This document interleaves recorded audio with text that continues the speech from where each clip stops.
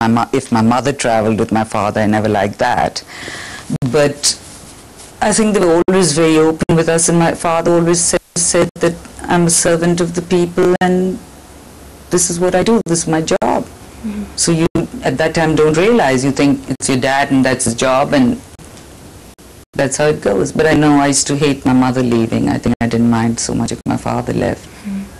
But I hated it when my mother went off with him to travel or whatever, especially when he was foreign minister. And then you had to go away to boarding school. How were days at boarding school, especially at the Murray Convent? Oh, I hated the Murray. I mean, I wasn't happy there. My sister, of course, flourished there. Wherever she went, whatever she did, she was good.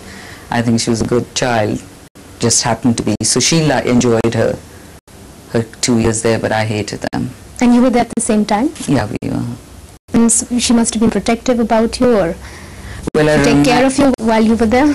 Yeah, well, it's in her book. The 65 war happened during that time, and I was so thrilled because I thought, wow, the school emptied because everybody took their children home. And I thought, great, now we go home. But the tragedy was my parents said, the 7 hills of Murray and it's the safest place. So you all stay there. And I was like, what? But then later on, my brothers also came, and my father was foreign minister in those days. So they had a little house in Murray. So then we were all together there. And you said your sister flourished there. In what sense did she flourish there? She did well at school, and she was happy there, and she got on with the nuns, and they were quite fond of her. And what were her hobbies like?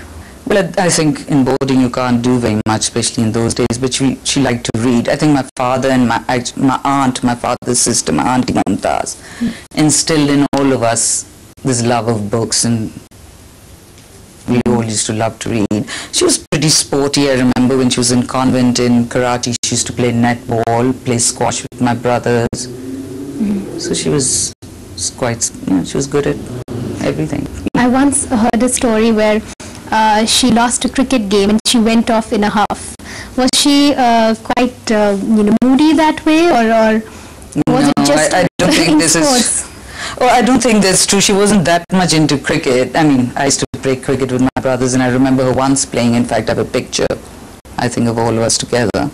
But she was more team sports, like with school. Like they would compete with other girls' schools. So I think even with the girls in grammar school. And what kind of food did she like? What kind of food? My sister liked the dessert first, and then the starter, and then maybe the meal. So it was the Ben & Jerry's ice cream always she preferred? Or? No, before it was Baskin & Robbins, what is it, peppermint stick flavor. When she was young, did she ever want to become Prime Minister? Did she ever see a role for herself My sister in politics? didn't even want to be a politician when she was young, leave alone Prime Minister. And she spoke against not wanting to become Prime Minister. She spoke about it. It was irrelevant. There were no Prime Ministers first when we were growing up because it was under Ayub Khan. So there was always one unit or whatever dictate, I don't know what it was. So we never thought about it as we grew up. But we'd say, I want to do this, and I want to be a teacher, and I want to be a psychiatrist. So you know that you didn't want to be a PM. And what did she want to become?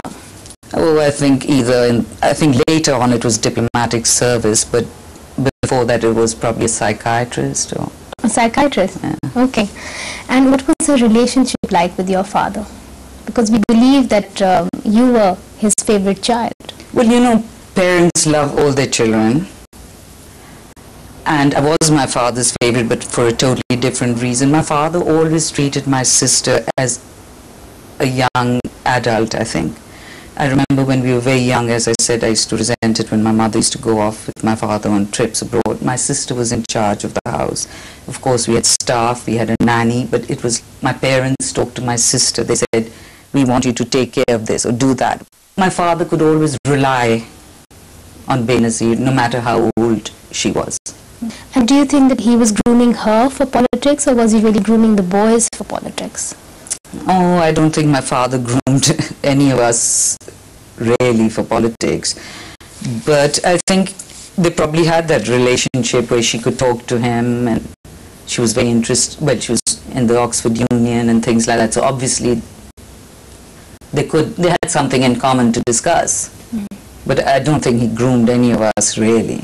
Did he ever foresee that Benazir would perhaps, join politics after him? Well, I think if in the earlier years he thought about it, he probably thought, because my father always encouraged women in politics, and he had encouraged like Dr. Basi.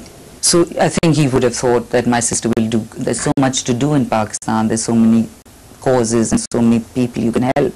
So obviously he thought maybe she'll be an M&A or something like that, but only so that she can do work for people, not because of the M&A, you know what I mean? Yeah, yeah. It was to use that position to be able to work for others. And then she went away to America. Did you ever visit her while she was there?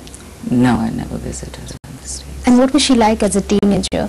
I mean, I know at that time, 60s and the 70s, it was in to be, left-wing, etc. And what was she like? What were her political beliefs at the time? Well, I think you're right, it was very fashionable at that time to be a leftist. I think all my brothers and sisters except me, I hasten to add, were leftists. In fact, they used to tease me and they used to say, oh, if communism comes in Pakistan, you're going to be cleaning the streets, you'll be a sweeper. And I'd be like, but why can't I be a librarian or something? Why do I have to go, isn't there any other job that... But, yeah, so I think they were all a bit lefty. And what was she like when she went to... Because she said that these were the happiest days of her life when she was at Harvard. So when she must have come home and told you all the stories about what she did at Harvard and how life was like for her. She went when she was very, very young. First of all, she just went straight after her O-levels. She never did her A-levels. I think she did it up to September before the term started.